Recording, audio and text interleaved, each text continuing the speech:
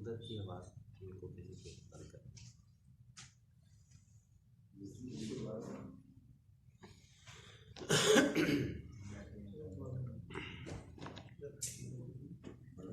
ادھر بھی چلا دی احمد ادھر بھی دیکھ.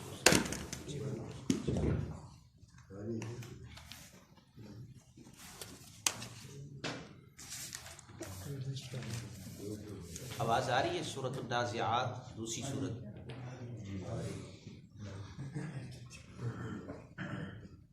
ٹھیک ہے.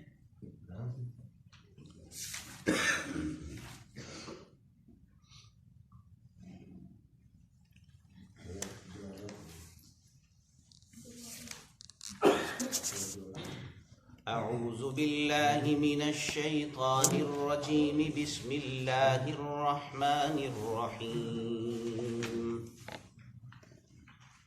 والنازعات غرقا والناشطات نشطا والسابحات سبحا فالسابقات سبقا فالمدبرات امرا يوم ترجف الراجفة تتبعها الرادفة. صدق اللہ العظیم.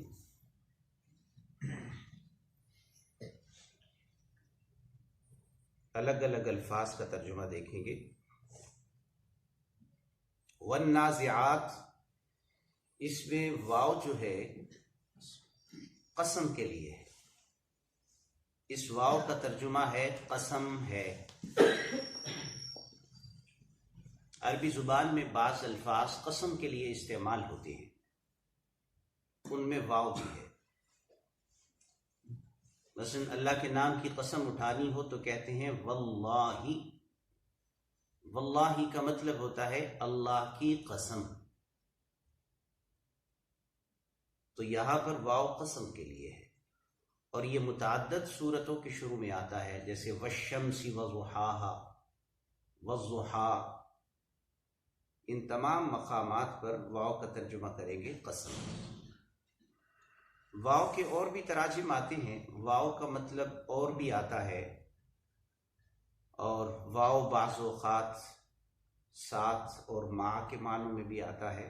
وہ مقامات جہاں پر واو ان معنوں میں آئے گا وہاں پر اس کی وضاحت کر دیں گے، مگر یہاں پر جو واو ہے وہ قسم کے لیے ہے.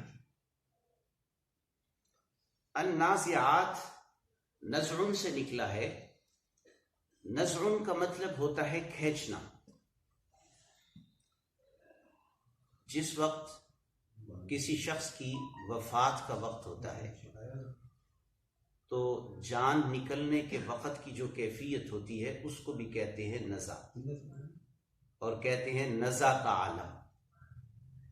تو النازعات اس کا جو مادہ ہے وہی لفظ ہے نزع، اور نزع کا مطلب ہوتا ہے کھینچنا. اور یہ فاعل کا صیغہ ہے نازع. اس کا لفظی مطلب ہوگا نازع، کھینچنے والے. اور یہ مؤنث کا لفظ ہے، اس کے آخر میں تا ہے. نازعات، جیسے مسلم یہ مرد کے لیے بولا جاتا ہے، مسلمتن یہ عورت کے لیے بولا جاتا ہے. اسی طرح نازع مرد کے لیے بولا جاتا ہے، نازعاتن عورت کے لیے بولا جاتا ہے. اس کی جمع آتی ہے نازعات، آخر میں الف تا. یہ جمع مؤنث کی علامت ہوتی ہے. تو اس کا لفظی مطلب ہوگا النازعات، کھینچنے والے.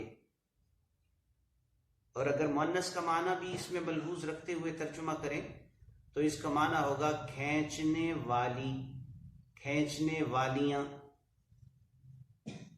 اس سے مراد کیا ہے تفسیر میں زیادہ وضاحت کے ساتھ عرض کروں گا. اس سے مراد ہے فرشتے، اللہ تعالیٰ کے فرشتے، ملائکہ.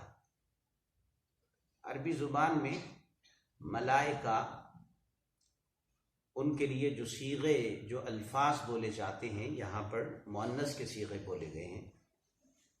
النازعات، کھینچنے والوں کی. اور واو کو ساتھ ملا کر ترجمہ کریں تو ترجمہ ہوگا والنازعات، قسم ہے کھینچنے والوں کی، غرقن، غرقن کا مطلب ہوتا ہے پانی میں ڈوبنا، اردو میں بھی یہ لفظ بولا جاتا ہے غرق،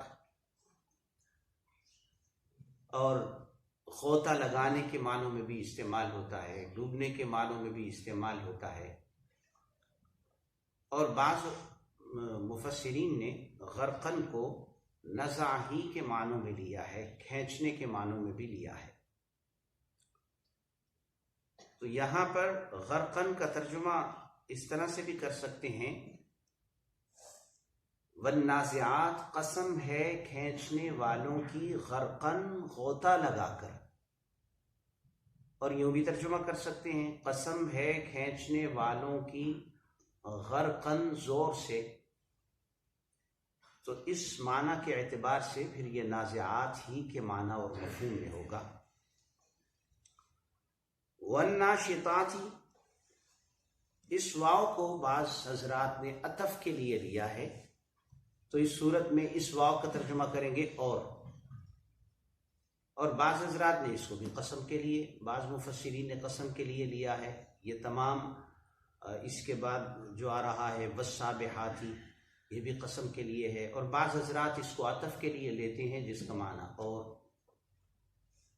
الناشطات، نشطہ سے نکلا ہے، نشطہ کا مطلب ہوتا ہے گرہ کھولنا، ایک گرہ لگی ہوئی ہو، اس گرہ کو ایسے کھول دیا جائے آرام سے، اس کو عربی زبان میں کہتے ہیں نشطہ۔ تو ناشطات کا مطلب ہوگا گرہ کھولنے والوں کی، یہ بھی اسی طرح کا اور اسی کے وزن اور معیار کا لفظ ہے جیسے نازعات ہے، فاعلات کے وزن پر۔ تو اس کا مادہ اور اس کے اصل حروف ہوں گے ناشاطہ۔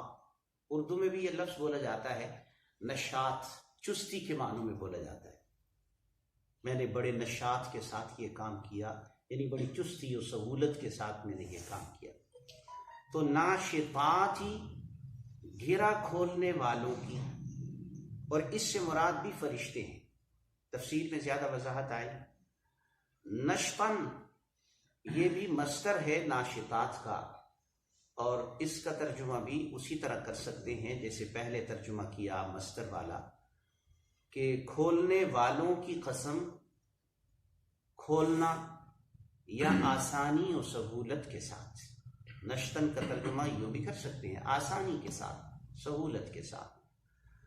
اور السابحات، سبحہ سے نکلا ہے، سبحہ کا مطلب ہوتا ہے تیرنا۔ ایک تیرنا وہ ہوتا ہے جو سمندر کے اندر، دریا کے اندر تیرتے ہیں، ایک فضاؤں میں تیرنا بھی ہوتا ہے۔ تو یہاں بھی چونکہ مراد فرشتے ہیں تو ان کا فضاؤں میں تیرنا مراد ہے۔ السابحات، تیرنے والوں کی، وہی وزن ہے فاعلات کا وزن، اور اسی طرح جمع مؤنث کا صیغہ ہے، اس کا واحد ہے سابحتن، تو جمع سابحات۔ اور واو اسی طرح عطف کے لیے ہے یا قسم کے لیے ہے، اور تیرنے والوں کی، سبحن، یہ اسی کا مصدر ہے جس کا مطلب ہے تیرنا، اور بعض حضرات اس کا ترجمہ کرتے ہیں تیزی سے، اور تیزی سے تیرنے والوں کی قسم۔ فالسابقات، فا پھر کے معنوں میں آتا ہے، عطف کے لیے ہے، یعنی ایک کام کے بعد دوسرے کام کو، جب اس کے فوراً بعد ایک کام ہو جائے تو وہاں دونوں کے درمیان میں ترتیب اور تاخیر کے لیے فا کا لفظ بولا جاتا ہے۔ فا، پس السابقات، یہ بھی اسی وزن پر ہے، سابقات، اس کا لفظی مطلب ہوتا ہے آگے بڑھنا، سبقت کرنا۔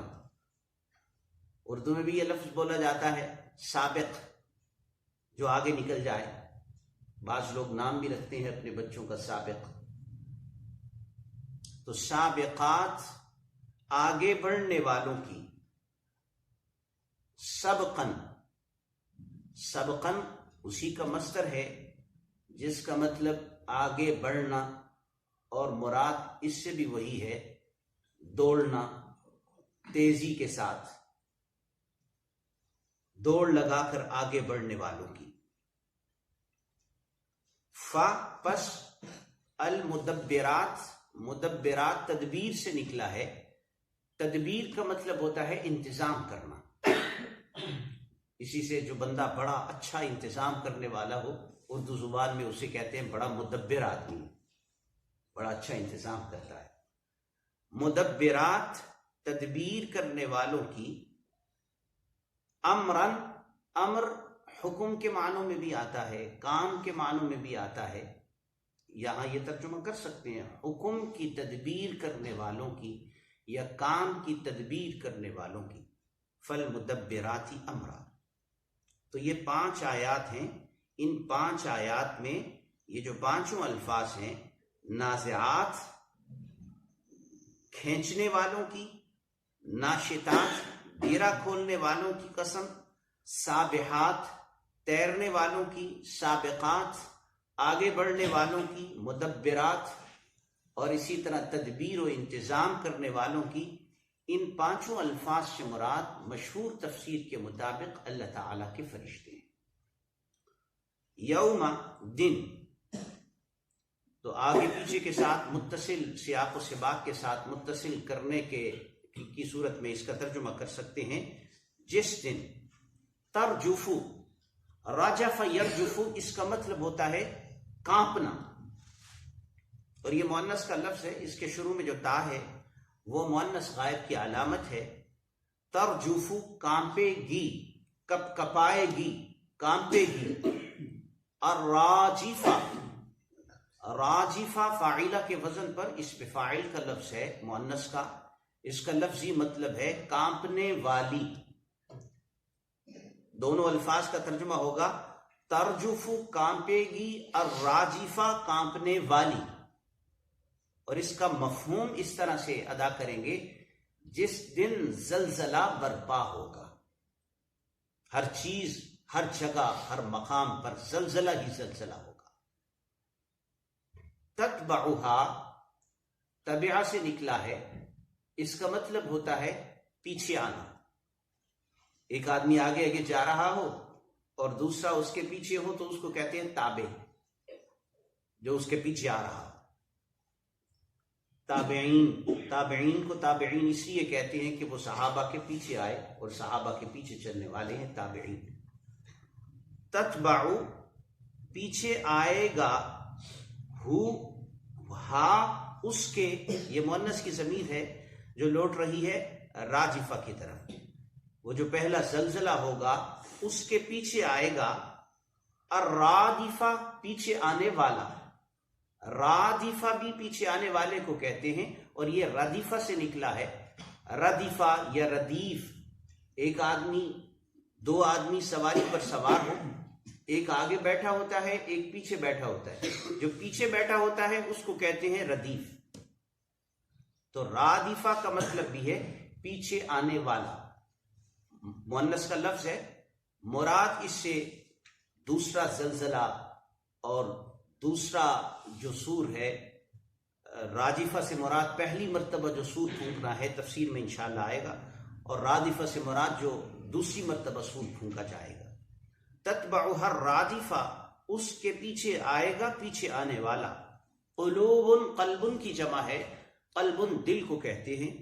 قلوب دل، یومئذ اس دن، یوم دن، اذن یہ گرامر کی خاص اصطلاح ہے کہ یہ اس تھا، اس کے بعد ایک فعل ہوتا ہے، اس کو حذف کر کے اس کی جگہ اس کے آخر میں تنوین بڑھا دیتے ہیں جو اس کی طرف اشارہ کرنے کے لیے ہوتا ہے. یومئذ کان کذا. بہرحال اس پورے کا ترجمہ کرتے ہیں یومئذ اس دن، جس دن. واجفہ، وجفہ سے نکلا ہے. اس کا مطلب بھی ہوتا ہے دھڑکنا، کپ کپانا. واجفتن دھڑکنے والے، اور یہ دل کے بارے میں حال ذکر کیا گیا ہے. دل اس دن واجفتن دھڑکنے والے ہوں گے. ابصارها، ابصار بصر کی جمع ہے. بصر آنکھ کو کہتے ہیں، ابصار آنکھیں، ہا ان کی یعنی جن کے دل ہیں. خاشعتن، خاشعتن کا لفظی مطلب ہوتا ہے جھکنا، اسی سے خشوع اور خضوع کا لفظ بھی ہے جو بولا جاتا ہے نماز میں، خشوع اور خضوع یعنی جھکنا، عاجزی و انکساری اختیار کرنا۔ خاشعتن جھکے ہوئے ہوں گے، یقولون، قال یقول اس کا مطلب ہوتا ہے کہنا، بات کرنا، اسی سے قول کا لفظ اردو میں بولا جاتا ہے، اس کا قول، قول و قرار۔ یقولون وہ کہتے ہیں، یہ غائب کا صیغہ ہے یا وہ اور آخر میں واو جمع کے لیے ہے۔ یقولون وہ سب کہتے ہیں، یہ حمزہ استفہام کے لیے ہے، اس کا ترجمہ ہوتا ہے کیا، کیا، انا، یہ اصل میں دو حرف ہیں، ایک ہے انا اور دوسرا ہے نا۔ انا کا ترجمہ بے شک اور نا کا ترجمہ ہم۔ انا بے شک ہم، لمردودون، لام تاکید کے لیے ہے، اور مردودون مفعول کا وزن ہے، مردود سے نکلا ہے، ردن سے نکلا ہے، اور یہ جمع کا لفظ ہے، آخر میں واو نون جمع کی علامت ہے، مردود سے مردودون، اور رد کا مطلب ہوتا ہے واپس لوٹانا، اور مردود کا مطلب ہوگا جس کو واپس کر دیا جائے، واپس لوٹا دیا جائے۔ مردودون واپس لوٹا دیا جائے گا، فی میں، الحافرہ، حافرہ پہلی حالت کو کہتے ہیں، ویسے حافرہ حفرن سے نکلا ہے، عربی لغت میں گڑھے کو بھی کہتے ہیں حافرہ، اور اسی طرح حفرتن بھی کہتے ہیں اس کو، لیکن یہاں پر اس سے مراد ہے پہلی حالت۔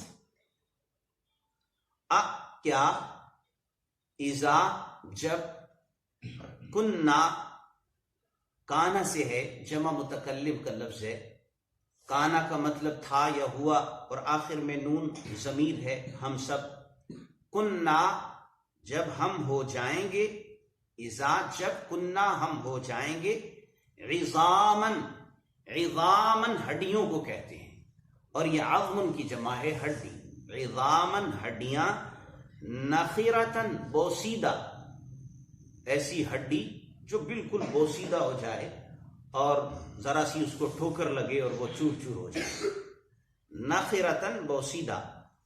قالو وہ کہتے ہیں، تل کا، یہ اس میں اشارہ ہے، بعید کے لیے آتا ہے، تل کا وہ، مراد یہ دوبارہ لوٹنا، دوبارہ زندگی، اذن تب، اگر یہ لفظ ہو اذا تو اس کا ترجمہ کرتے ہیں جب، اور اگر یہ اذن ہو آخر میں دو زبر آ جائیں تو اس کا ترجمہ کرتے ہیں تب یا پھر۔ کرتن لوٹنا، خاسرتن خسارے والا، خاسرتن یہ خسارہ سے نکلا ہے، اردو میں بھی یہ لفظ بولا جاتا ہے خسارہ ہو گیا، تو خسارہ نقصان کو کہتے ہیں، خاسرتن خسارے والا۔ پس انما، یہ دو حرف ہیں، دو لفظ ہیں، ایک انا ہے دوسرا ما ہے۔ انا کا مطلب بے شک ہوتا ہے، لیکن جب اس کے ساتھ ما لگا دیا جائے انما، تو اس وقت یہ صرف کے معنوں میں آتا ہے، انما صرف، ہیا وہ، یہ واحد مؤنث غائب کی ضمیر ہے، وہ مراد اس سے دوسری مرتبہ زندگی اور لوٹنا ہے۔ زجرتن، زجرہ کہتے ہیں ڈانٹنا، توبیخ کرنا، جھڑکنا، اردو میں بھی یہ لفظ بولتے ہیں، کہتے ہیں زجر و توبیخ، ڈانٹنا۔ واحدتن ایک، پس اذا، یہاں اذا مفاجات کے لیے ہے، اس اذا کا ترجمہ بھی ہے اچانک، اذا کا ترجمہ جب بھی آتا ہے، اذا کا ترجمہ اچانک بھی آتا ہے، اور اگر اذن ہو جائے تو اس کا ترجمہ تب آتا ہے، یہ سیاق و سباق کے لحاظ سے ترجمے اس کے بدلتے رہتے ہیں۔ تو یہاں پر اذا کا ترجمہ ہے اچانک۔ عام طور پر جب اذا کے بعد کوئی اسم آتا ہے تو وہاں اندازہ ہوتا ہے کہ اذا یہاں پر مفاجات کے لیے ہے، یعنی اچانک کے معنوں میں، اور بعض اوقات اس کے بعد افعال آتے ہیں جب، تو اس وقت اذا جب کے معنوں میں آتے ہیں، جیسے اذا جاء نصر اللہ، یہ جیسے پہلے آیا تھا۔ بالساہرہ، با کا ترجمہ ساتھ ہوتا ہے، لیکن یہاں پر مراد ہے میں، اور ساحرہ کھلے میدان کو کہتے ہیں، ایسا میدان جو بڑا کھلا ہو، چٹیل ہو، جس میں کوئی نشیب و فراز نہ ہو، بالکل کھلا میدان۔ بالساحرہ، کھلے میدان اور صحرا میں ہوں گے۔ حل، کیا، عطا، آئی ہے، عطا یاتی کا مطلب ہوتا ہے آنا، کا ضمیر ہے جس کا مطلب ہے تو، تیرا، تیری، تجھے، تیرے پاس۔ حدیث، بات، حدیث بات کو کہتے ہیں، ویسے اصطلاح میں تو حدیث آپ صلی اللہ علیہ وسلم کے ارشادات کو کہا جاتا ہے، لیکن ایک لغت میں اور ڈکشنری میں اس کا ترجمہ جو کیا جاتا ہے وہ حدیث بات کو کہتے ہیں۔ موسیٰ علیہ السلام کی، اللہ تعالیٰ کے نبی ہیں۔ اس جب نادا، نادا ندا سے نکلا ہے، اس کا مطلب ہے پکارا، آواز دی، ندا، پکارا، ہو اس کو، ربہ اس کے رب نے، یعنی اللہ تعالیٰ نے، بی میں با کا ترجمہ ساتھ ہوتا ہے، لیکن یہاں پر با کا ترجمہ ہے میں۔ الواد، وادی، دو پہاڑوں کے درمیان ایک مقام جو ہموار جگہ ہوتی ہے اس کو وادی کہتے ہیں۔ المقدس، مقدس، تو الواد المقدس، مقدس وادی۔ طوا اس وادی کا نام ہے، طوا، جہاں موسیٰ علیہ السلام کو پکارا گیا تھا۔ اذهب، ذهب یذهب سے ہے، اس کا مطلب ہوتا ہے جانا، اور یہ امر کا لفظ ہے، اذهب، جاؤ۔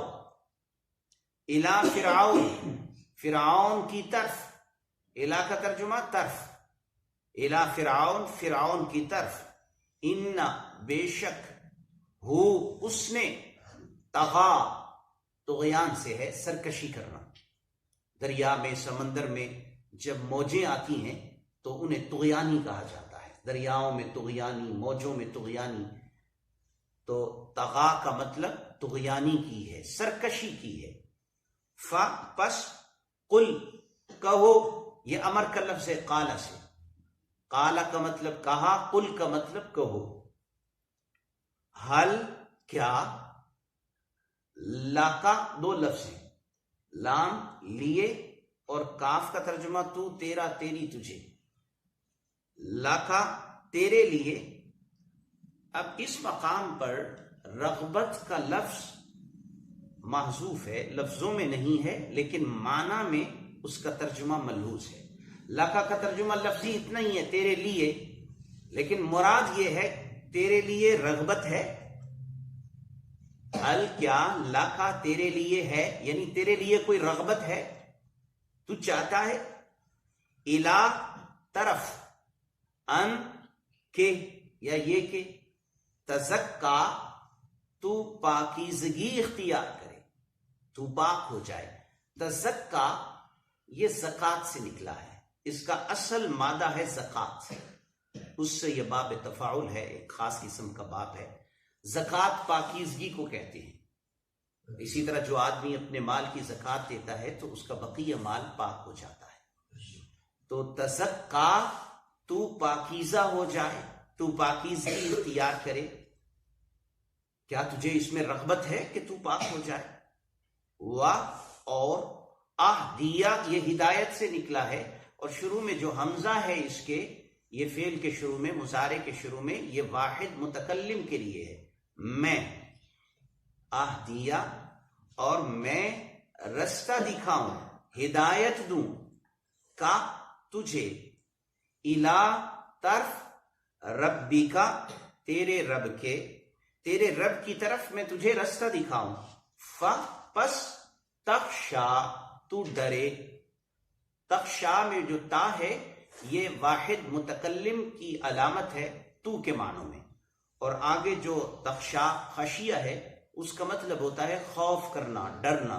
اردو میں بھی یہ لفظ بولا جاتا ہے، کہتے ہیں خوف و خشیت، تو خشیت کا مطلب ڈرنا۔ فتخشا، پس تو ڈرے، فا پس ارا دکھائیں موسیٰ علیہ السلام نے، ارا یری اراء رؤیت سے نکلا ہے، رؤیت کا مطلب ہوتا ہے دیکھنا، اسی سے وہ لفظ بھی ہے جو ایک کمیٹی ہے رؤیت ہلال، رؤیت کا مطلب ہوتا ہے دیکھنا، ہلال کا مطلب ہوتا ہے چاند، اسی سے یہ لفظ بنا ہے ارا، یہ ایک باب میں لے گئے، باب افعال میں، ارا دکھایا، کس نے؟ موسیٰ علیہ السلام نے، اس کو، کس کو؟ فرعون کو، الآیا، آیا نشانی کو کہتے ہیں، ویسے آیا قرآن کریم کی جو آیات ہیں ہر آیت پر بھی آیا کا لفظ بولا جاتا ہے، اور اللہ تعالیٰ کی جو قدرت کی نشانیاں ہیں انہیں بھی آیات کہتے ہیں۔ الآیا نشانی، الکبرا بڑی، کبرا یہ مؤنث کا لفظ ہے، اکبر اس کا مذکر ہے، اکبر بڑا، الکبرا بڑی، الآیت الکبرا بڑی نشانی، پس کذب اس نے جھٹلایا، تکذیب کی، کذب تکذیب سے نکلا ہے، باب تفعیل ہے، اس کا یہ ماضی کا صیغہ ہے، اور کذب اس کا مادہ ہے، جھوٹ کے معنوں میں بولا جاتا ہے، کذب اس نے جھٹلایا، اس نے تکذیب کی، اور عصا اس نے نافرمانی کی، عصا عصیان سے ہے، اس کا مطلب ہوتا ہے نافرمانی کرنا، ثم پھر، ادبارہ پشت پھیری، ادبارہ دبر سے نکلا ہے، دبر پشت کو کہتے ہیں، اور ادبارہ کا مطلب ایک آدمی سامنے کھڑا ہے، اس کو کوئی بات کی اور وہ رخ پھیر کر الٹا ہو کر چل پڑے، اس کو کہتے ہیں ادبارہ، اس نے پشت پھیری، یسعا سعیون سے نکلا ہے، سعی کا مطلب کوشش کرنا بھی ہوتا ہے، دوڑنا بھی ہوتا ہے، دوڑ دھوپ کرنا بھی ہوتا ہے، یسعا کوشش کرتے ہوئے، سعی کرتے ہوئے، دوڑ دھوپ کرتے ہوئے، یسعا وہ دوڑتا ہے، اصل میں یہ جملہ یسعا ترکیب ایک خاص جو جملوں کو جوڑنے کا طریقہ ہوتا ہے عربی زبان میں، اس سے اعتبار سے یہ ادبرہ کی ضمیر سے حال بن رہا ہے، یعنی اس نے پشت پھیری اس حالت میں کہ وہ موسیٰ علیہ السلام کے خلاف کچھ کوشش کرنا چاہتا تھا اور دوڑ دھوپ کر رہا تھا،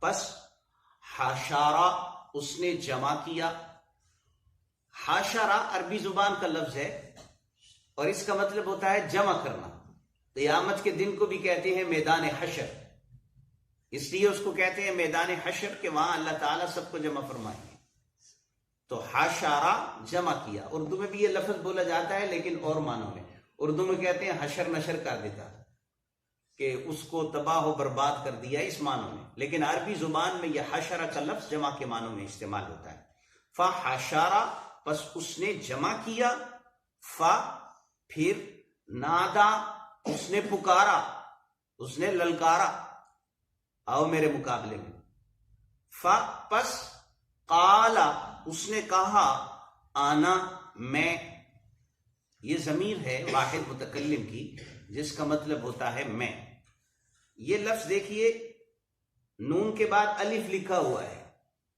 لیکن اس کو لمبا نہیں کرنا پڑھنے میں، اس کو آنا ہی پڑھنا ہے، اس کو آنا نہیں پڑھنا، یہ الف صرف لکھنے میں آتا ہے پڑھنے میں نہیں آتا، آنا میں، ربکم رب ہوں، کم تمہارا، کم ضمیر ہے جمع کی اور اس کا واحد ہے کا،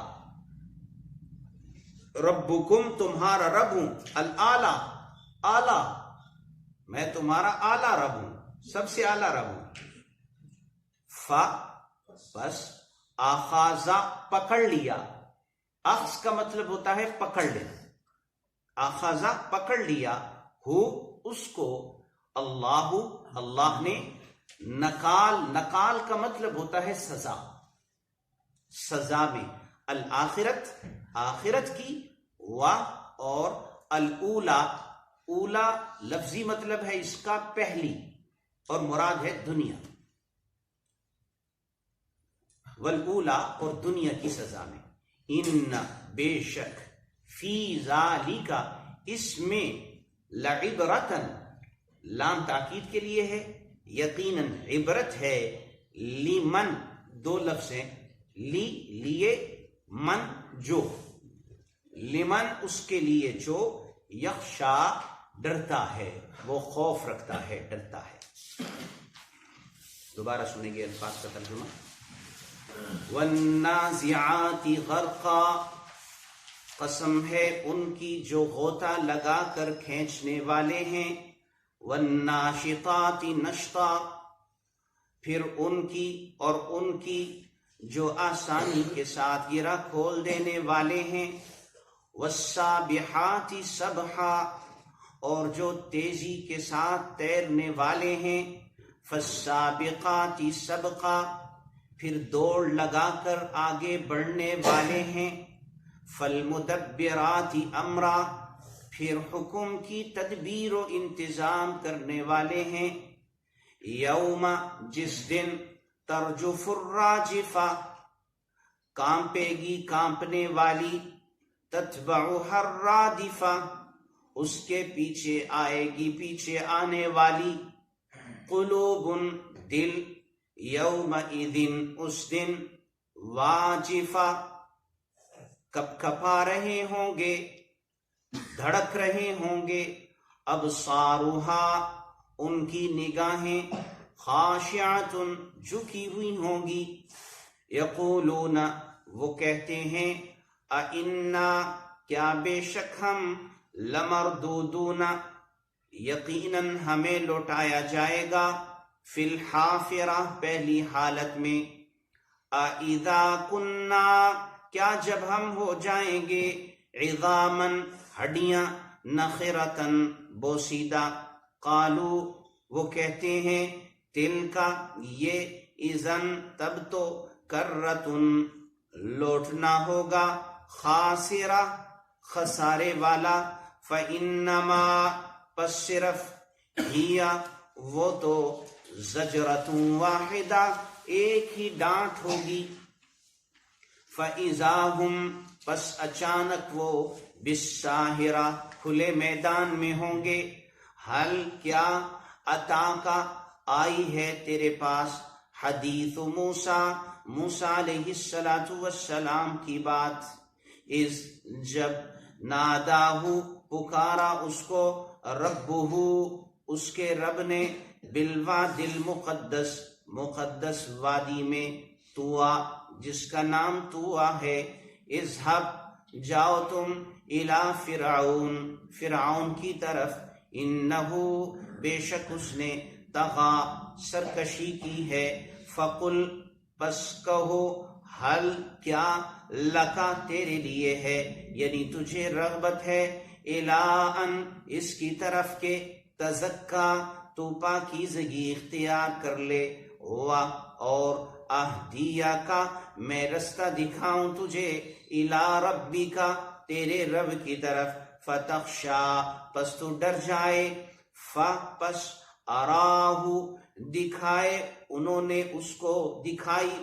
اس کو الآیت الکبریٰ، بڑی نشانی، فکذب، پس اس نے جھٹلایا، وعصا، اور نافرمانی کی، ثم، پھر، ادبر، اس نے پشت پھیری، یسعا، کوشش کرتے ہوئے، فحشر، پس اس نے جمع کیا، فنادا، پھر اس نے پکارا، فقالا، پھر اس نے کہا، انا، میں، ربکم، تمہارا رب ہوں، الاعلی، سب سے بڑا، سب سے اعلی، فاخذہ، پس پکڑ لیا اس کو، اللہ تعالی نے، نکال الآخرۃ والاولی، آخرت اور دنیا کی سزا میں، ان، بے شک، فی ذالک، اس میں، لعبرتن، یقیناً عبرت ہے، لمن، اس کے لیے جو، یخشا، ڈرتا ہے۔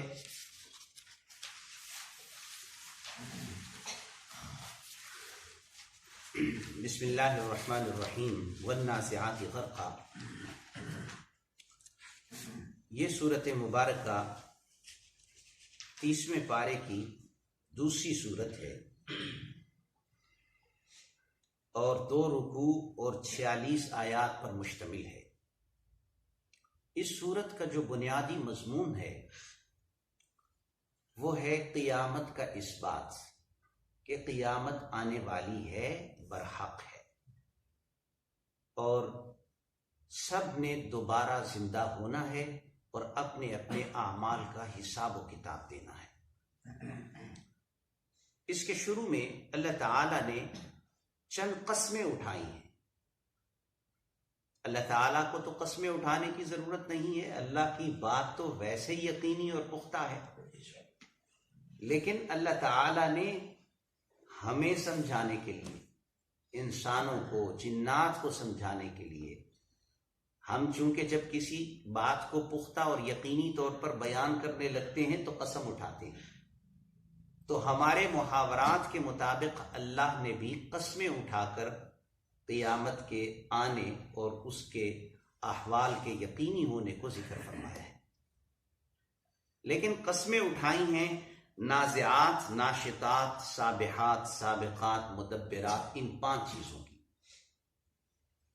اور ان 5 چیزوں سے مراد مشہور تفسیر کے مطابق، جیسے کہ حضرت عبداللہ بن عباس رضی اللہ تعالی عنہما فرماتے ہیں، ان سے مراد فرشتے ہیں۔ فرشتوں کی مختلف حالتوں کی قسمیں اٹھائی ہیں اللہ تعالیٰ نے۔ تو اللہ کو اختیار ہے کہ وہ اپنی مخلوقات میں سے جس کی مرضی قسم اٹھائے، لیکن اللہ نے انسانوں کو روکا ہے کہ اللہ کے سوا کسی کے نام کی قسم نہیں اٹھانی۔ حدیث میں آتا ہے، حضور صلی اللہ علیہ وسلم نے فرمایا، من حلف بغیر اللہ فقد اشرک، جو آدمی اللہ کے نام کے علاوہ کسی اور کے نام کی قسم اٹھائے تو وہ شرک کا ارتکاب کرتا ہے۔ تو ہمارے لیے جائز نہیں ہے کہ اللہ کے نام کے علاوہ کسی اور کی قسم اٹھائیں، لیکن اللہ نے قرآن کریم کے متعدد مقامات پر کئی چیزوں کی قسمیں اٹھائی ہیں، وہ مالک ہے جس کی مرضی قسم اٹھائے۔ اور عام طور پر قسم میں جس بات کو آگے ذکر کرنا ہوتا ہے اس سے پہلے جس چیز کی قسم اٹھائی جاتی ہے اس بات میں اور اس قسم میں کوئی نہ کوئی مناسبت ضرور ہوتی ہے۔ جیسے آگے قیامت، اس کے احوال اور قیامت کے مختلف امور کا تذکرہ، ان چیزوں کا ذکر آ رہا ہے، تو فرشتوں کی قسم اٹھائی ہے، فرشتوں کے مختلف احوال کی قسم اٹھائی ہے، خاص طور پر وہ حالتیں فرشتوں کی جب وہ انسانوں کی جانیں نکالتے ہیں اور پھر آگے بڑھتے ہیں اور سبقت کرتے ہیں اور انہیں لے جاتے ہیں، تو ان قسموں کو احوال قیامت کے ساتھ ایک مناسبت ہے۔ سب سے پہلے قسم اٹھائی والنازعات غرقا، جو فرشتے کھینچ کر جان نکال لیتے ہیں۔ اس سے مراد ہے کافر لوگ، ان کی جانیں فرشتے کھینچ کر نکالتے ہیں۔ احادیث میں بڑا تفصیل کے ساتھ اس کا ذکر ہے۔ جو کافر ہوتے ہیں، جو مشرک ہوتے ہیں، جو اللہ کے باغی اور نافرمان ہوتے ہیں، اور بعض گنہگار قسم کے لوگوں کا بھی ذکر ملتا ہے، فرشتے جب ان کی جان نکالنے کے لیے آتے ہیں تو ان کی جان ان کے جسم میں سے باہر نکلنے کے لیے تیار نہیں ہوتی، تو فرشتے اندر گھس کے نکالتے ہیں پھر اس کی جان، اور بڑی سختی کے ساتھ اس کی جان نکالتے ہیں۔ فرشتوں کے لیے جسم کے اندر گھسنا کوئی مشکل نہیں۔ یہ جو دیواریں ہیں، یہ جو زمین ہے، یہ جو مٹی ہے، یہ ہمارے لیے رکاوٹیں ہیں، فرشتوں کے لیے کوئی رکاوٹیں نہیں۔ فرشتے آسمانوں سے بھی اوپر نیچے آتے جاتے ہیں، لیکن انسان نہیں جا سکتے اوپر۔ انسانوں کے بارے میں اللہ تعالیٰ کہتے ہیں، یا معاشر الجن، جنات کو بھی اور انسانوں کو بھی، یا معاشر الجن والانس ان استطعتم ان تنفذوا من اقطار السماوات والارض فانفذوا لا تنفذون الا بسلطان، اگر تمہارے اندر طاقت ہے کہ تم زمین کو کراس کر کے دوسری جانب جا سکو یا آسمان کو عبور کر کے اوپر چڑھ سکو تو کر کے تو دکھاؤ، بلا پار کر کے تو دکھاؤ۔ یرسل علیکم اشواظ من نار ونحاس، تمہارے اوپر شعلے بھیجے جائیں گے، دھواں بھیجا جائے گا جس کا رنگ پیتل کی مانند ہوگا، تم نہیں جا سکتے، کراس نہیں کر سکتے۔ تو اللہ تعالیٰ کی جس مخلوق کو اللہ اجازت نہ دے وہ کراس نہیں کر سکتی، اور جس کو اللہ تعالیٰ اجازت دے دے وہ جدھر مرضی چلے جائے۔ یہ دیواریں، یہ جسم، یہ جان، یہ ہڈیاں، یہ خون ان کے لیے کوئی رکاوٹ نہیں ہوتے۔ بعض بچے ایسے ہوتے ہیں کہ وہ بطن مادر کے اندر وفات پا جاتے ہیں، تو وہیں پر فرشتے ان کی جان، ان کی روح قبض کر لیتے ہیں۔ اور دیکھیں احادیث میں ذکر ملتا ہے، قبر میں جب کسی کو ڈالا جاتا ہے تو فرشتے قبر میں جا کر اس سے سوالات کرتے ہیں، حالانکہ قبر کے اوپر منو مٹی ڈال دی گئی ہے، فرشتے کیسے اندر چلے گئے؟ تو فرشتوں کے لیے یہ رکاوٹ نہیں ہے، اللہ جہاں چاہے وہاں پہنچ جاتے ہیں فرشتے۔ والنازعات غرقا، قسم ہے ان فرشتوں کی جو غوطہ لگا کر، جو گھس کر جان نکال لیتے ہیں۔ والناشطات نشطا، ان فرشتوں کی بھی قسم ہے جو آسانی کے ساتھ گرہ کھول دیتے ہیں۔ یہ ان صاحب ایمان لوگوں کی حالت کا ذکر ہے کہ جن کی جانیں اور روحیں اللہ سے ملاقات کے لیے بے تاب ہوتی ہیں کہ ہم اللہ سے ملے۔ ان کے لیے کیفیت موت کی یوں ہی ہوتی ہے جیسے گرہ کھول دی ہے بڑے آرام سے، اور روح خود بخود باہر نکل آئی ہے اور اللہ کے پاس چلی گئی ہے۔ ان کی کیفیت ایسی ہوتی ہے۔ والناشطات نشطا، تو ان فرشتوں کی قسم اٹھائی۔ والسابحات سبحا، فرشتوں کی ایک اور حالت کو بیان کیا گیا، اور وہ فرشتے السابحات سبحا جو پھر تیزی کے ساتھ تیرتے ہیں، یعنی فضاؤں میں فرشتے جب واپس جاتے ہیں یا آتے ہیں تو ان کے آنے اور ان کے جانے کو تیرنے سے تعبیر کیا گیا۔ جو تیرتے ہوئے آتے ہیں، تیرتے ہوئے جاتے ہیں، فرشتوں کے پر ہوتے ہیں، تیرتے ہوئے آئے، تیرتے ہوئے چلے گئے۔ فالسابقات سبقا، پھر ان میں دوڑ بھی لگتی ہے۔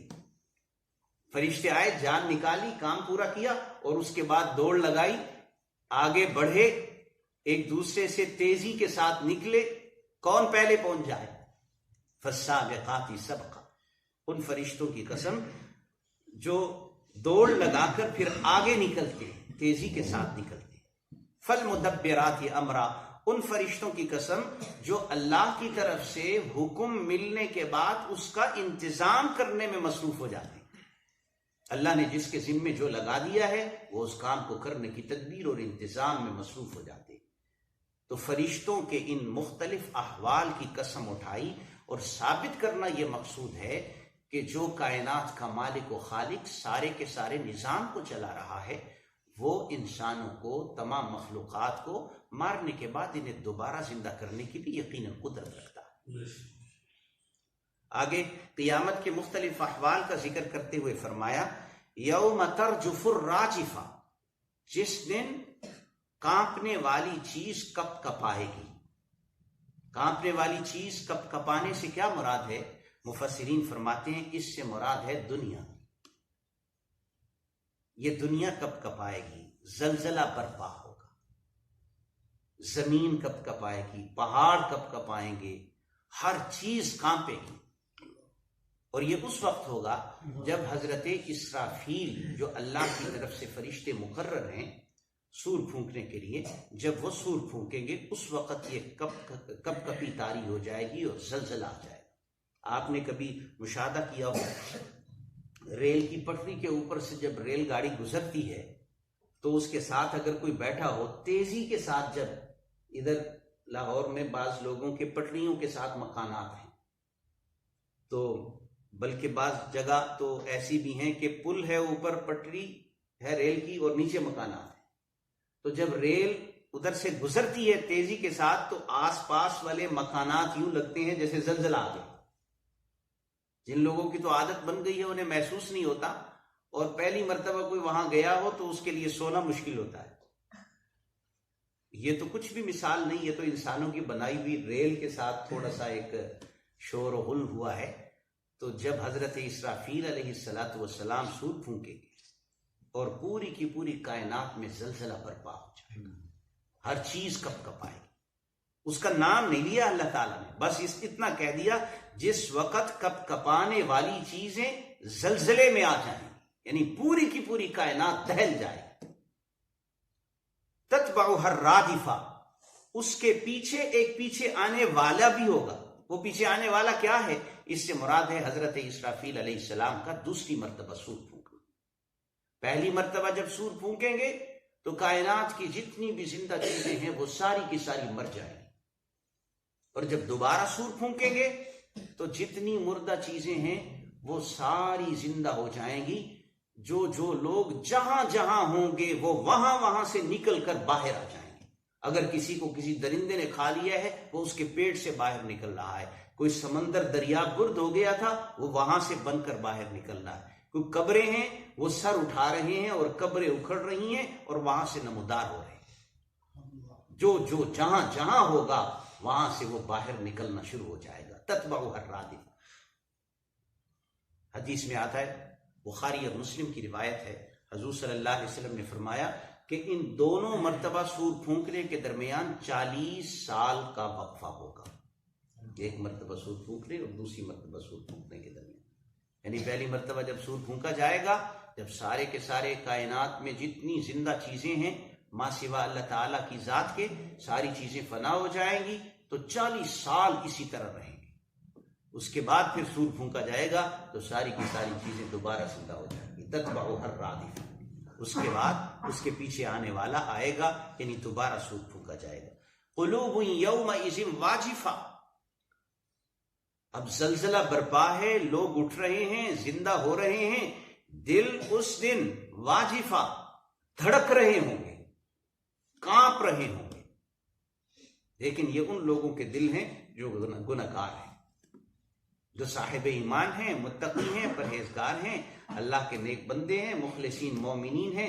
ان کے بارے میں اللہ خود قرآن میں کہتے ہیں لا يحزنهم الفزع الاکبر وتتلقاهم الملائکۃ ھذا یومکم الذی کنتم توعدون، بڑے دن کی گھبراہٹ سے یہ گھبرائیں گے نہیں، ان کا استقبال جیسے یہ زندہ ہوں گے تو فرشتے آ جائیں گے ان کو وصول کرنے کے لیے، اور فرشتے کہیں گے ھذا یومکم الذی کنتم توعدون، یہ دن ہے جس کا تم سے وعدہ کیا جا رہا تھا۔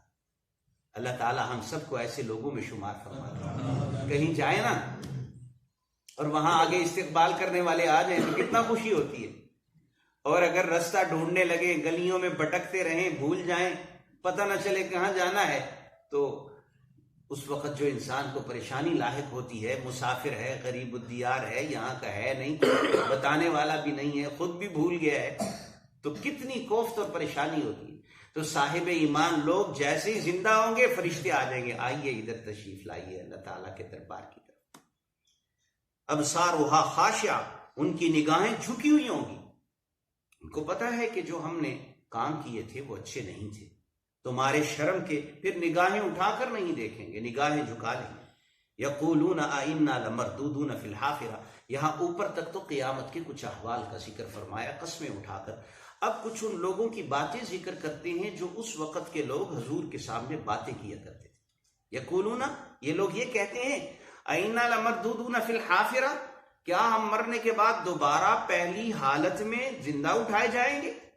اذا کننا عظاما نخرہ، جس وقت ہم بوسیدہ ہڈیاں بن جائیں گے۔ انکار کرنے کے لیے ایسا کہتے تھے کہ ہم جب قبروں میں جاتے ہیں ہماری تو ہڈیاں بھی کھوکھلی ہو جاتی ہیں، جسم بھی گل جاتا ہے، مٹی میں مل جاتا ہے، تو کیا ہمیں دوبارہ زندہ کیا جائے گا؟ یہ کیسے ہو سکتا ہے؟ قالو، یہ کہتے ہیں تلک اذا کرۃ خاسرہ، اگر ایسا ہو گیا تب تو بڑا ہی خسارہ ہوگا۔ یہ مذاق اڑانے کے لیے کہا کرتے تھے۔ اچھا بھائی، وہ کہتے ہیں کہ دوبارہ زندہ ہونا ہے، تو اگر ہو گیا ایسا تو پھر تو بڑا ہی خسارہ ہوگا، ہم نے تو کچھ تیاری نہیں کی وہاں کے لیے۔ اللہ تعالیٰ ان کو جواب دیتے ہوئے فرماتے ہیں فَإِنَّمَا هِيَ زَجْرَةٌ وَاحِدَةٌ فَإِذَا هُمْ بِالسَّاهِرَةِ، وہ صرف اللہ کی طرف سے ایک ڈانٹ ہوگی، ایک زوردار آواز آئے گی، بس اس آواز کے نتیجے میں یہ نیچے سے نکل کر اوپر آ جائیں گے، زمین پر کھلے میدان میں پڑے ہوئے ہوں گے سارے۔ اللہ کے لیے کیا مشکل ہے، وہ تو کن کہتا ہے تو وہ چیز وجود میں آ جاتی ہے۔ تو پہلی مرتبہ جس رب نے ان کو پیدا کر دیا ہے، کیا وہ دوبارہ پیدا کرنے کی قدرت نہیں رکھتا؟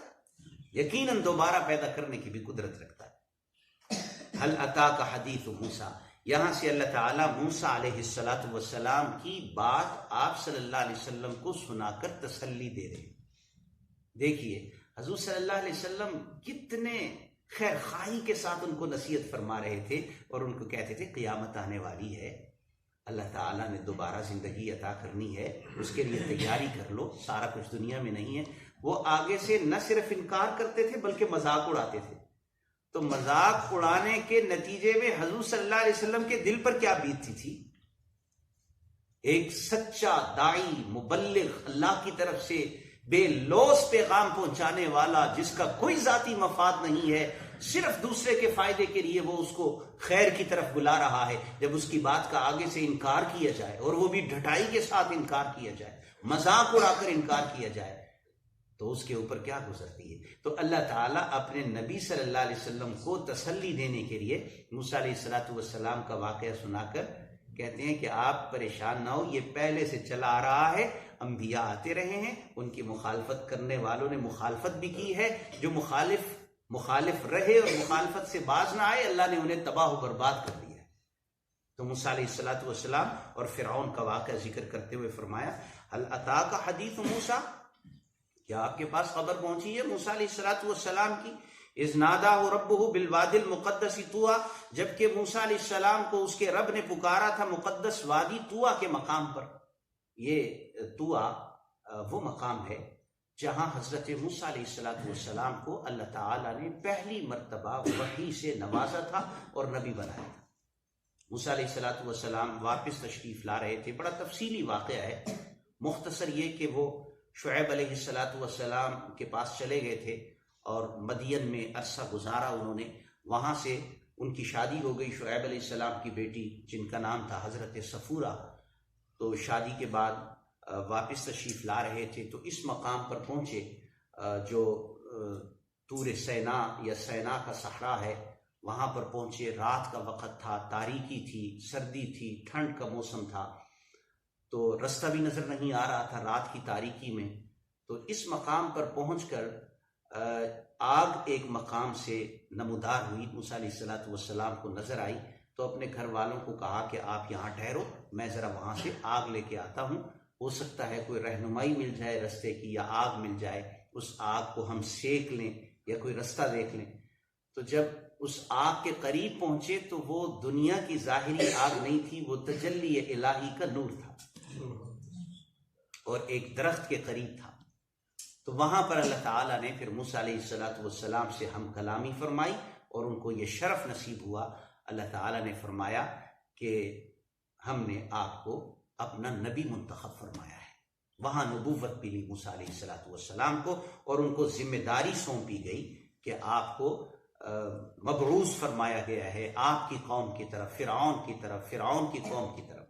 تو اللہ تعالیٰ موسیٰ علیہ السلام کو وہاں پر فرما رہے اذ ناداہ ربہ بالوادی المقدس طویٰ، جبکہ ان کو پکارا ان کے رب نے مقدس وادی طویٰ کے مقام پر، اذهب الی فرعون، فرعون کی طرف جائیے۔ تو صرف فرعون کی طرف ہی جانے کا حکم نہیں ملا تھا، فرعون بھی، فرعون کی قوم بھی، اور جو بنی اسرائیل تھے جن کی طرف موسیٰ علیہ السلام کو نبی بنا کر بھیجا گیا، ان سب کی طرف ان کو مبعوث فرمایا گیا۔ یہاں پر خاص طور پہ فرعون کا ذکر اس لیے کیا گیا کہ سب سے بڑا سرکش وہ تھا، انہ طغیٰ، وہ سرکشی پہ اتر آیا ہے۔ فقل هل لک الی ان تزکی، اس کو جا کر دعوت دیجئے اور یوں کہیے کیا تجھے کچھ رغبت ہے کہ تو پاکیزگی کی طرف آ جائے اور نیک بن جائے۔ اس سے یہ معلوم ہوا کہ جو اصل گند ہے وہ کفر و شرک کا گند ہے جو انسان کے دل میں ہوتا ہے، اور جو اصل پاکی ہے وہ دل کی پاکی ہے جب انسان اللہ کی طرف آتا ہے اور شرک سے، کفر سے اور غلط عقائد سے اور گناہ کی باتوں سے اپنے آپ کو ہدایت کے رستے کی طرف لگاتا ہے تو وہ پاک ہو جاتا ہے۔ تو فرمایا هل لک الی ان تزکی، کیا تجھے رغبت ہے اس بات کی کہ تو پاک ہو جائے، واہدیک الی ربک فتخشی، اور میں تجھے تیرے رب کی طرف رستہ دکھاؤں بس تو بھی ڈرے اللہ تعالیٰ سے اور تیرے دل میں خوف و خشیت آ جائے۔ موسیٰ علیہ السلام گئے، فرعون سے جا کے بات کی، اس کو سمجھایا۔ فرعون نے پوچھا کوئی نشانی ہے تیرے پاس؟ تو موسیٰ علیہ السلام نے نشانی بھی دکھائی، فَأَرَاهُ الْآيَةَ الْكُبْرَى، بڑی نشانی دکھائی موسیٰ علیہ السلام نے۔ اس بڑی نشانی سے مراد وہ دو نشانیاں ہیں جو اللہ تعالیٰ نے موسیٰ علیہ السلام کو معجزہ کے طور پر عطا فرمائیں۔ ایک عصا اور دوسرا ید بیضا۔ عصا یہ تھا کہ موسیٰ علیہ السلام کی جو لاٹھی تھی، جب وہ اس کو ڈالتے تھے تو وہ اژدہا بن جاتا تھا، سانپ بن جاتا تھا۔ ایک یہ نشانی دکھائی، جب دوبارہ اس کو پکڑتے تھے تو دوبارہ اپنی اصلی حالت میں آ جاتا تھا۔ اور دوسری نشانی یہ کہ اپنے بغل میں جب ہاتھ دباتے تھے اور نکالتے تھے باہر تو وہ چمکتا ہوا ہاتھ ہوتا تھا اور منور اور روشن ہو جاتا تھا بغیر کسی قسم کے عیب کے۔ تو یہ نشانیاں اللہ تعالیٰ نے موسیٰ علیہ السلام کو دے کر بھیجا۔ وہاں پہنچے فَأَرَاهُ الْآيَةَ الْكُبْرَى، فرعون کو نشانیاں دکھائیں۔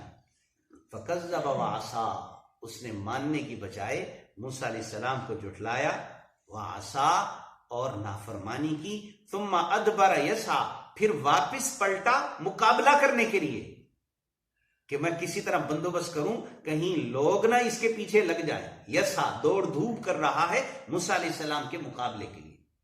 فحشر، پھر اس نے اکٹھا کیا، لوگوں کو اکٹھا کیا، آؤ مقابلہ ہے بڑا۔ جادوگروں کو بھی اس نے بلایا تو اکٹھا کیا، مقابلے کا پروگرام بنایا، ترتیب بنائی، سارا کچھ طے کیا۔ فنادا، پھر آ کے للکارا، آ جاؤ میرے مقابلے۔ فقال انا ربکم الاعلی، اپنے آپ کو کہنے لگا، بلکہ کہتا تھا، پہلے سے ہی کہتا تھا، انا ربکم الاعلی، میں رب ہوں تمہارا سب سے اعلیٰ، معاذ اللہ تعالی۔ اور اس وقت کے لوگ اس کو مانتے تھے، کہتے تھے کہ ٹھیک ہے آپ ہمارے رب ہیں، معاذ اللہ تعالی۔ آج لوگ کہتے تو نہیں ہیں لیکن طریقہ کچھ ایسا ہی ہے لوگوں کا، جو ادھر سے آرڈر آئے گا، اوپر جس کے پاس ڈنڈا ہے، جو ادھر سے آرڈر آئے گا وہی تسلیم ہے، اس کے خلاف کوئی چل ہی نہیں سکتا، نہ چلنے دیا جاتا ہے۔ ہمارے ایک بزرگ فرماتے ہیں کہ توحید اسے بھی کہتے ہیں کہ اللہ وحدہ لا شریک ہے، اللہ کے ساتھ کسی کو شریک نہ مانا جائے۔ توحید اسے بھی کہتے ہیں کہ جتنا اللہ سے ڈرنا چاہیے اور جتنا اللہ سے محبت رکھنی چاہیے، یہ ڈر، یہ محبت کسی اور کا نہ ہو۔ اور آج دیکھیں لوگوں نے اپنا معبود اپنی خواہشات کو بنایا ہوا ہے، اور لوگوں سے اتنا ڈر یا اتنی محبت وابستہ کیے ہوئے ہیں جتنا ڈر اور جتنی محبت اللہ سے وابستہ کرنی چاہیے۔ بہرحال یہ آزمائش ہے، اللہ تعالیٰ استقامت نصیب فرمائے اور اللہ تعالیٰ ایمان پر پختگی عطا کرے۔ فقال انا ربکم الاعلی، کہنے لگا میں سب سے بڑا رب ہوں، چھوٹا بھی نہیں، اعلیٰ، سب سے اونچا رب ہوں میں۔ باقی جو بت بنا رکھے تھے وہ سارے چھوٹے چھوٹے معبود بنا رکھے تھے، تو میں سب سے بڑا ہوں۔ فَأَخَذَهُ اللَّهُ نَكَالَ الْآخِرَةِ وَالْأُولَىٰ، پھر اللہ تعالیٰ کی پکڑ بھی آئی، جتنا بڑا وہ دعویٰ کرتا تھا پکڑ بھی اسی اعتبار سے بڑی سخت تھی، اللہ نے اس کو پکڑ لیا، آخرت کی سزا میں بھی اور دنیا کی سزا میں بھی۔ ان کو تباہ و برباد کیا گیا، دریا میں غرق کر دیا، اور قیامت تک بھی عذاب میں ہیں اور قیامت کے بعد بھی عذاب میں رہے۔ ان فی ذلک لعبرۃ لمن یخشی، بے شک اس میں یقیناً عبرت ہے اس کے لیے جو ڈر رکھنے والا ہے، جس کے دل میں خوف خدا ہے۔ جس کے دل میں خوف نہیں ہے اسے کوئی بھی عبرت حاصل نہیں ہوگی۔ یہ پہلا رکوع الحمدللہ ہمارا مکمل ہو گیا، تجوید کے ساتھ اس کو پڑھیں گے۔ اعوذ باللہ من الشیطان الرجیم، اعوذ باللہ من الشیطان الرجیم، بسم اللہ الرحمن الرحیم، بسم اللہ الرحمن الرحیم، والنازعات غرقا، والنازعات غرقا، نون پر غنہ کریں گے، زا کو شدت کے ساتھ ادا کریں گے، عین کو پر ادا کریں گے۔ والنازعات غرقا، والنازعات غرقا، والناشطات نشطا،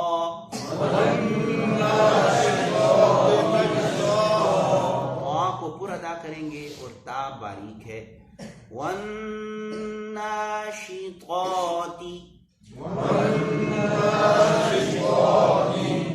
نشطا،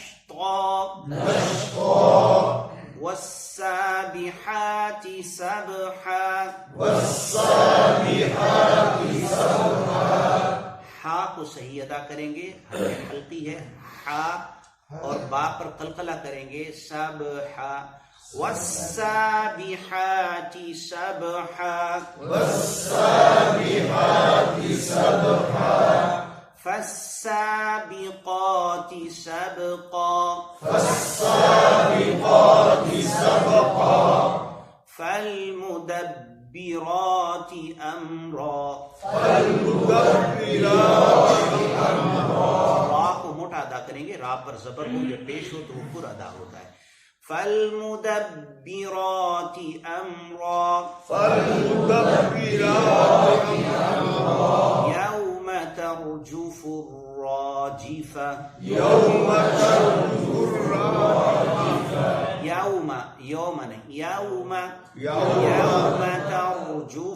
الراجفة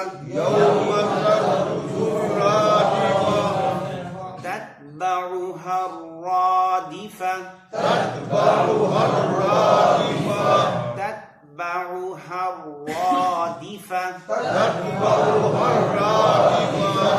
قلوب يومئذ واجفة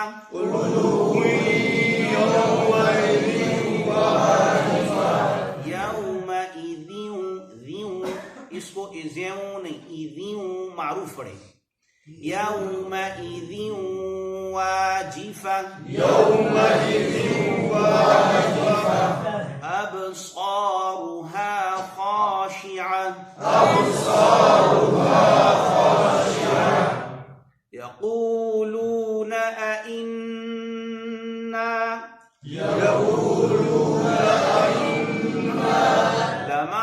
لمردودون في الحافرة أإذا كنا دونوں حمزوں کو جدا جدا پڑھیں اور اسی طرح دال کو نرمی کے ساتھ ادا کریں. أإذا كنا أإذا نہیں أإذا كنا عظاما نخرة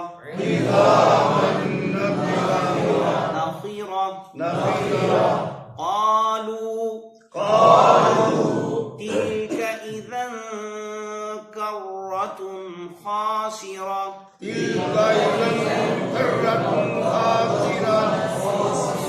اذن پہ غنہ کریں گے جی. اذن کرتن یہاں پر اخفاء غنہ کے ساتھ ہوگا جی ہوگا. کیوں ہوگا؟ حرف حلقی نہیں ہے. کرتن یہاں پر غنہ کریں گے نہیں کریں گے. کیوں نہیں کریں گے؟ حرف حلقی. اذا کرتن خاسرة فإنما هي زجرة واحدة فإذا هم بالساهرة هل أتاك حديث موسى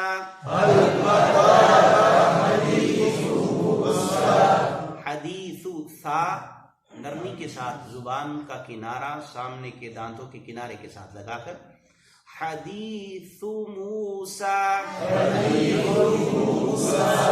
اذ ناداہ ربہ بالواد المقدس طوى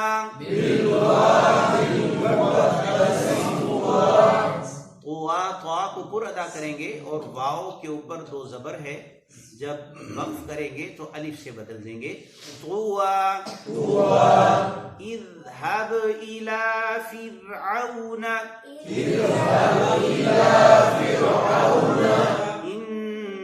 انه طغى فقل هل لك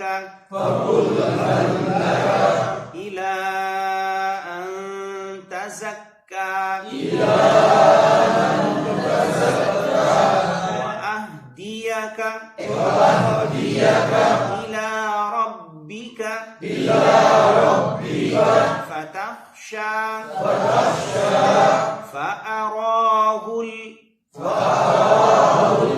الآية الكبرى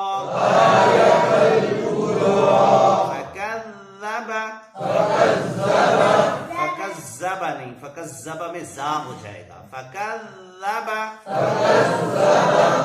ذال کو نرمی کے ساتھ زبان کا کنارہ سامنے کے دانتوں کے کنارے کے ساتھ لگا کر فكذب وعصى ثم أدبر يسعى فحشر فنادى فقال أنا ربكم الأعلى. أنا کے نون کو لمبا نہیں کرنا. أنا ربكم الأعلى فأخذه الله. ذال کو صحیح طرح ادا کیجئے اور خا کو بھی پورا ادا کریں گے. فأخذه الله نكال الآخرة والأولى إن في ذلك لعبرة لمن يخشى. اس کو لمن یخشا نہیں کہنا, نون یا میں مدغم ہو جائے گا. لمن یخشا. صدق اللہ العظیم. الحمد لله رب العالمين والعاقبة للمتقين والصلاة والسلام على سيد الأنبياء والمرسلين. ربنا آتنا في الدنيا حسنة وفي الآخرة حسنة وقنا عذاب النار. ربنا اغفر لنا ولوالدينا ولإخواننا الذين سبقونا بالإيمان ولا تجعل في قلوبنا غلا للذين آمنوا ربنا إنك رؤوف رحيم. اللهم وفقنا لما تحب وترضى واجعل آخرتنا خيرا من الأولى. اللهم اهدنا واهد بنا واجعلنا سببا لمن اهتدى. اللهم اشف مرضانا ومرضى المسلمين واقض حاجاتنا وحاجات المسلمين وارزقنا رزقا حلالا طيبا من غير تعب ولا نصب. ربنا تقبل منا إنك أنت السميع العليم وتب علينا إنك أنت التواب الرحيم. وصلى الله تعالى على خير خلقه سيدنا ومولانا محمد وآله وصحبه أجمعين برحمتك يا أرحم الراحمين.